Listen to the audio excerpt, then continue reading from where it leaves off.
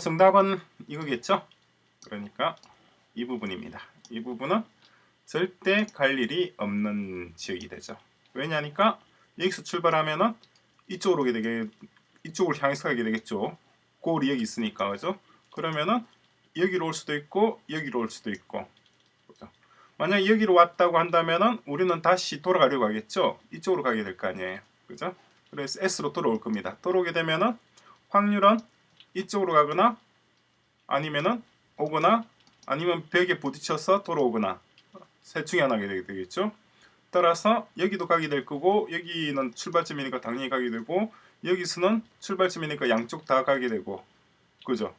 여기 온다 하더라도 우리는 회색 라인으로 돌아가려고 하겠죠. 당연히 G로 가야 되니까.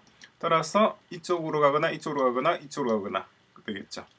여기 오더라도 마찬가지고 따라서 밑에 짙은 회색으로 처리된 부분은 갈 일이 전혀 없는 거죠. 그럼 여기는 어떻게 될까요? 여기도 갈 가능성이 있죠. 여기서 G로 가려고 했는데 위로 가거나 아래로 빠질 수가 있죠. 10% 확률로.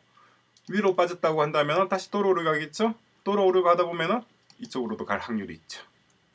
스토캐스틱이니까. 그죠? 이전과 조건은 모두 다 동일하다고 가정을 했습니다. 그리고 한 가지 더 전제를 사실 덧붙였어야 좀 더 정확한 문제가 되죠. 어떤 전제냐니까 경로를 벗어나게 되면은 그러니까 이게 회색이 지금 파르시죠. 파르시를 벗어나게 되면은 패시브 RL 에이전트 그러니까 패시브 TD 알고리즘에서는 항상 자신의 경로를 지키려고 합니다. 파르시를 준수하려고 하죠. 따라서 여기서 이쪽으로 가서 이리로 가더라도 별 상관없잖아요. 여기서 위로 가서 오른쪽으로 가나 오른쪽으로 가서 위로 가나 똑같지만은 패시브 방식의 특징 자체가 주어진 파르시 지금 음영으로 처리되어 있는 이 부분이 파르시죠. 그죠? 이 파르시를 지키려고 하기 때문에 절대 여기서는 오른쪽으로 가지 않고 위로만 가게 된다는 거. 그것도 한 가지 주의할 점입니다. 상당히 재밌는 알고리즘이죠. 그래서 두 번째 조건, limited by piracy. 패시브 문제의 단점 중에 하나가 무조건 파르시를 지키려고 한다는 거. 그죠? 그럼으로 인해서 이런 결과가 발생한다는 거. 그 점을 잘 이해를 하셔야 됩니다. 상당히 재밌죠? 기가 막히죠? 한 가지만 더 붙이고 끝내겠습니다.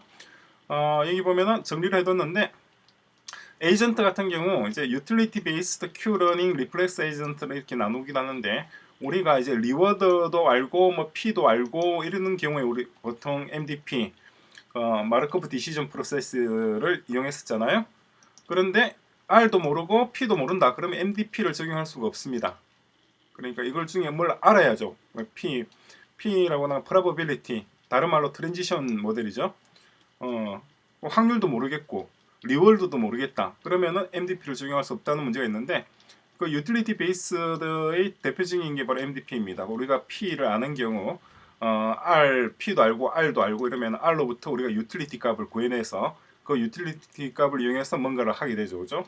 그런데 P도 모르고 R도 모른다. 그럴 경우 쓰는 것이 바로 우리 Q러닝이나 리플렉스 에이전트 아직 다루진 않았습니다만은 파이는 물론 이제 그 확률을 얘기하는 겁니다.